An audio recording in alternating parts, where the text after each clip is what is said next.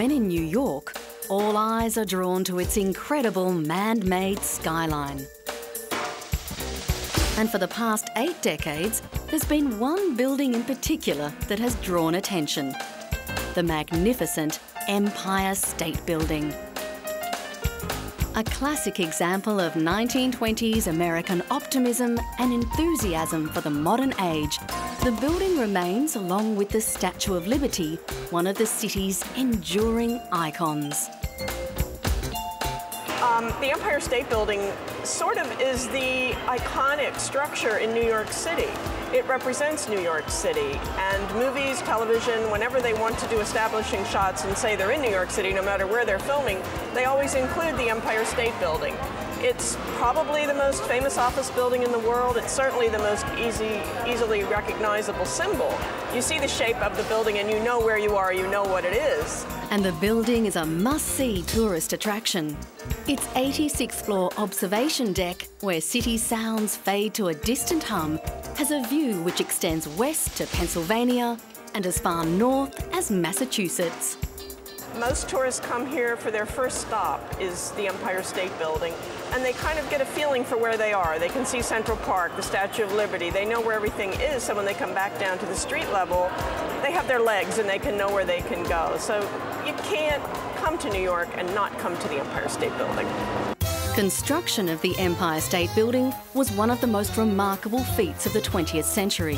It took 7 million man-hours for just 1 year and 45 days from excavation to completion. Beginning in January 1930, it was officially opened on May 1st, 1931 by US President Herbert Hoover. He pressed a button in Washington to turn on its lights. There she is, the Empire State Building. 102 stories high, and it took only a little more than a year to build. Even the Chrysler Building looks like an Austin compared to the new giant. Born in the Great Depression, the Empire State Building has survived economic hardship, World War, labour strikes and terrorist fears. The workforce of over 3,000 workers was made up of Mohawk Indians, many of whom had an aptitude for working at enormous heights, and European immigrants.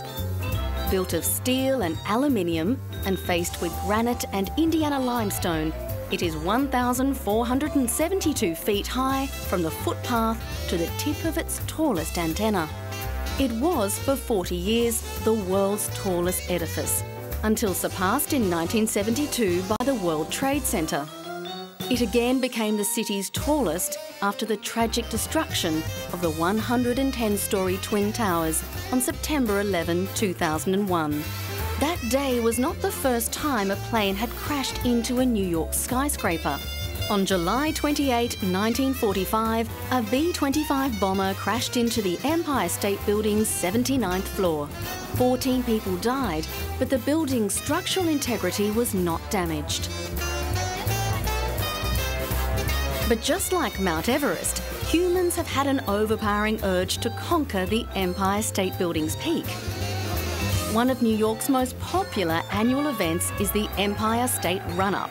The object is to run up the stairs faster than anyone else. While it attracts men and women runners from around the world, this event combines New Yorkers' natural instinct to charge the front of the queue and the urge to avoid waiting for a slow lift. There's 1,576 steps from the ground floor lobby to the observation tower. Most are in a rush to win, others take their time. Apart from the satisfaction of a job well done, the reward at the end is this magnificent view.